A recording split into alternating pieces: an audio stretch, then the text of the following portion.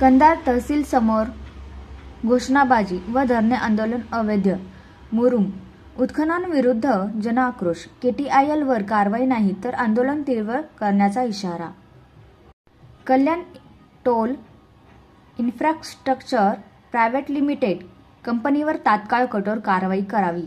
संबंधित ठिकाणाची तातडीने मोजणी ETC इलेक्ट्रॉनिक सर्वेक्षण करून वस्तुस्थिती जाहीर करावी. शासनाचा बुडवलेला महसूल कंपनीकडून त्वरित वसूल करून शासन खात्यात जमा करावा. वरील सर्व मागण्या तात्काळ पूर्ण न झाल्यास येत्या 28 तारखेला कंधार येथील मोठ्या प्रमाणात जनआंदोलन छेडण्यात येईल असा स्पष्ट इशारा सामाजिक कार्यकर्ते ॲडव्होकेट प्रसेनजीत वाघमारे यांनी देत प्रशासनाने यांची त्वरित दखल घ्यावी असे म्हटले आहे.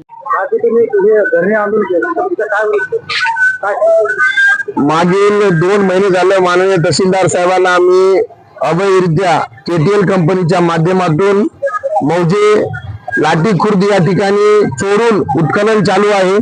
विना परवाना उत्खनन चालू आहे. शासनाच्या कोणत्याही परवानगी विना उत्खनन चालू आहे. त्यासाठी आम्ही माननीय तहसीलदार साहेब असतील, उपविभागीय अधिकारी साहेब असतील यांना निवेदन दिलं होतं की हे जे काही उत्खनन चालू आहे ते अवैध आहे. यातून जी काही वाहतूक होत आहे ती सुद्धा अवैध आहे आणि यातून प्रशासनाची दिशाभूल करून माननीय मंडळाधिकारी असतील, तहसीलदार साहेब असतील, या ठिकाणचे तलाठी असतील यांची दिशाभूल करून चुकीच्या पद्धतीने परमिशन काढायची 500 ब्रासची आणि त्या ठिकाणी प्रत्यक्षात 50 हजार ब्रास मुरुम उत्खनन करायचा. कुठेतरी चुकीच्या पद्धतीने प्रशासनाची दिशाभूल करायची KTL कंपनीचं काम चालू आहे. या KTL कंपनीला आतापर्यंत माननीय तहसीलदार साहेबांनी का कारवाई केली नाही किंवा मंडळाधिकाऱ्यांनी याच्यावर का नोटीस काढली नाही याचं उत्तर मागण्यासाठी आज या ठिकाणी आम्ही आलो होतो. प्रशासनानं आज माननीय तहसीलदार साहेबांना आम्ही भेटल्यानंतर लवकरात लवकर कार्यवाही होईल असं आश्वासन त्यांनी या ठिकाणी दिलं आहे.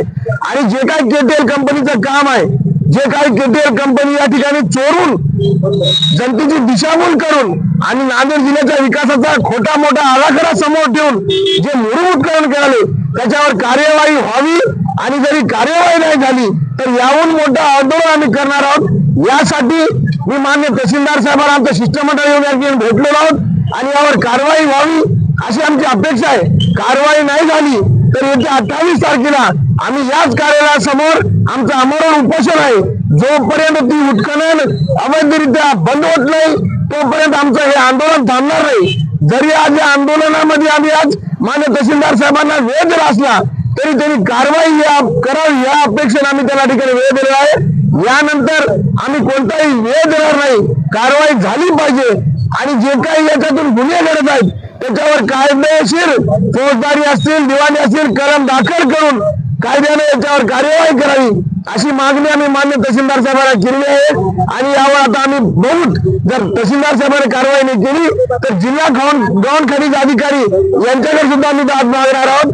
अशा प्रकारे या ठिकाणी आम्ही आज धरणे आंदोलन करून जिल्ह्यात जे काही चोरीच्या पद्धतीने उत्खनन होत आहे याचा पर्दाफाश करण्याच्या उद्देशाने आज आम्ही धरणे आंदोलन केले. जनतेची दिशाभूल कुठेतरी थांबली पाहिजे. शेतकऱ्याचा मुरुम चुकीच्या पद्धतीने उत्खनन झाला नाही पाहिजे हे आमचा उद्देश आहे.